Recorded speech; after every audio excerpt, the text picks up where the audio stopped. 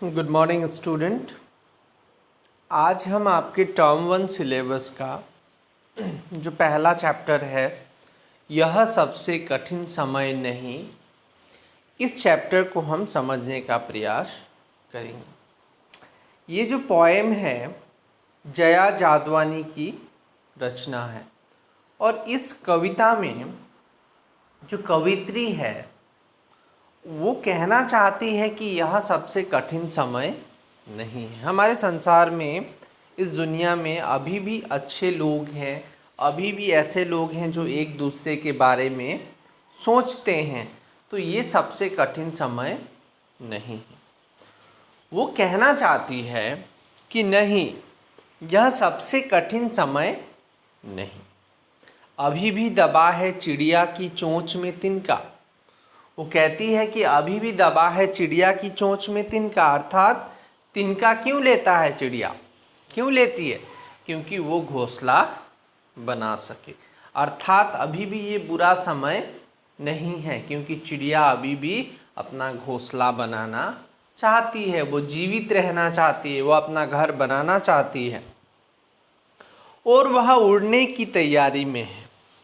अभी भी झड़ती हुई पत्ती थामने को बैठा है हाथ एक। अर्थात झड़ती हुई पत्ती मतलब अभी भी कोई अगर दुखी है, परेशान है, तो उसको सहायता करने के लिए थामने को बैठा है हाथ एक। तो उसको सहायता करने के लिए एक हाथ अभी भी आगे आता है। अभी भी भीड़ है स्टेशन पर। अभी भी क्या है? स्टेशन पर भीड़ है, अर्थात अभी भी लोग एक स्थान से दूसरे स्थान पर जाते हैं। ये बुरा समय नहीं है, ये अभी भी यह अभी सबसे कठिन समय नहीं है। अभी भी लोग एक दूसरे को मिलते हैं, स्टेशन पर अभी भी भीड़ है। अभी भी एक रेलगाड़ी जाती है गंतव्य तक। गंतव्य मतलब मंजिल तक, अर्थात अभी भी एक रेलगाड़ी क्या करती है? अपने गंतव्य तक, अपने मंजिल तक जाती है। तो ये सबसे कठिन समय नहीं है। जहाँ कोई कर रहा होगा प्रतीक्षा, अभी भी कहता है कोई किसी को जल्दी आ जाओ कि अब सूरज डूबने का वक्त हो गया।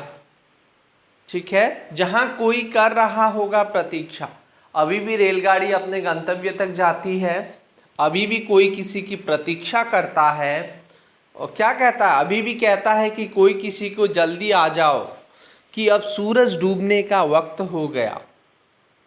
ठीक है, अभी भी लोग एक दूसरे की चिंता करते हैं, परिवार में एक दूसरे की परवाह करते हैं। वो कहते हैं कि अभी भी तुम समय पर वापस आ जाओ, सूरज डूबने का वक्त हो गया है।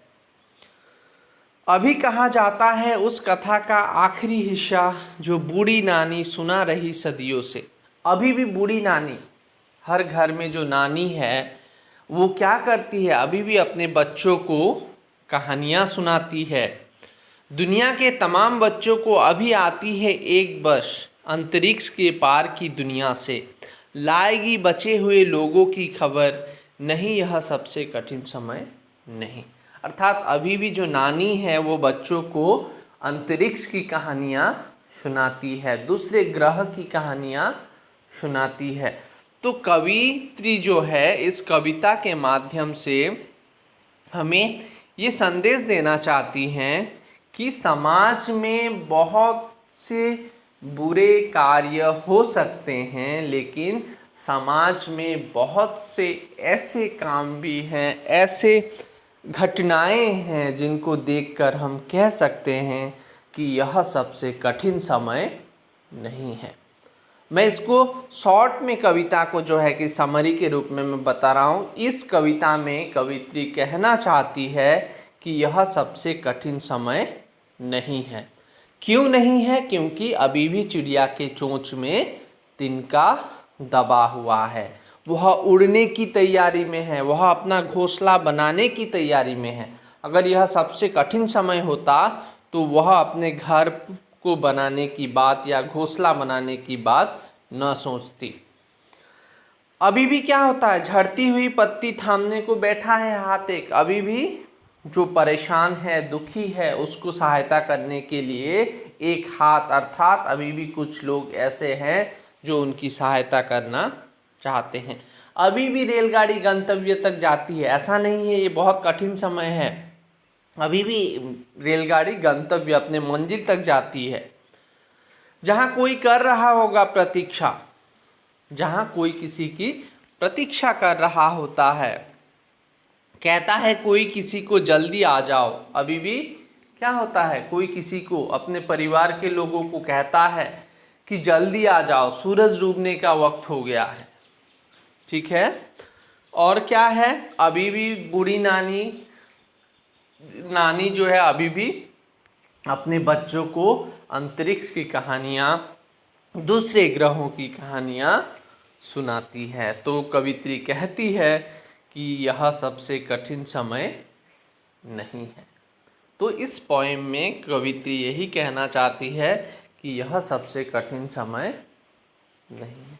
क्वेश्चन नंबर 1 मैंने होमवर्क के रूप में आप लोगों को दिया था। ठीक है। क्वेश्चन नंबर 1 में यही लिखना था कि यह कठिन समय नहीं, यह बताने के लिए कविता में कौन कौन से तर्क प्रस्तुत किए गए हैं। तो तर्क यही प्रस्तुत किए गए हैं कि अभी भी चिड़िया घोंसला बनाना चाहती है, अभी भी हर कोई, अभी भी जो रेलगाड़ी है गंतव्य तक जाती है, अभी भी बूढ़ी नानी कहानियाँ सुनाती है। तो इस तरह से हम इसे लिख सकते हैं। चिड़िया चोंच में तिनका दबाकर उड़ने की तैयारी में क्यों है? वह तिनकों का क्या करती होगी? उड़ने की तैयारी में क्यों है वह, और वह तिनकों का क्या करती है? वह तिनकों का घोंसला बनाती होगी। दबाकर उड़ने की तैयारी में क्यों है? क्योंकि उसे घोंसला बनाना है, और वह तिनकों का क्या करती है? घोंसला बनाती है। नंबर 3, कविता में कई बार अभी भी का प्रयोग करके बातें रखी गई है। अभी भी का प्रयोग करते हुए 3 वाक्य बनाइए और देखिए उनमें लगातार, निरंतर, बिना रुके चलने वाले किसी कार्य का भाव निकल रहा है या नहीं। तो अभी भी का प्रयोग करते हुए 3 वाक्य बनाना है। ये इम्पॉर्टेंट क्वेश्चन है, ऐसे क्वेश्चन एग्जाम में रहेंगे। तो इसको आप लोग अपने कॉपी पर लिखेंगे। अभी भी का शब्द करके, अभी भी मतलब निरंतर, लगातार, रेगुलर हो रहा है जो चीज़। अभी भी बारिश हो रही है, तो अभी भी मुझे बुखार है। कोई भी आप लोग शब्द ऐसा है अभी भी निरंतर जो चल रहा है, अभी भी, तो इसका प्रयोग करके आप लोग लिखेंगे। नंबर 4, ऐसे क्वेश्चन एग्जाम में इम्पॉर्टेंट है, मैं फिर से बोल रहा हूँ। नहीं शब्द का प्रयोग करके 3 वाक्य बनाइए, ऐसा आ सकता है। अभी भी का प्रयोग करके 3 वाक्य बनाइए। तो यहाँ पे नहीं और अभी भी को एक साथ प्रयोग करके 3 वाक्य लिखिए और देखिए नहीं अभी भी के पीछे कौन कौन से भाव छिपे हो सकते हैं। तो ये है नहीं और अभी भी, तो दोनों का प्रयोग करके वाक्य बनाना है।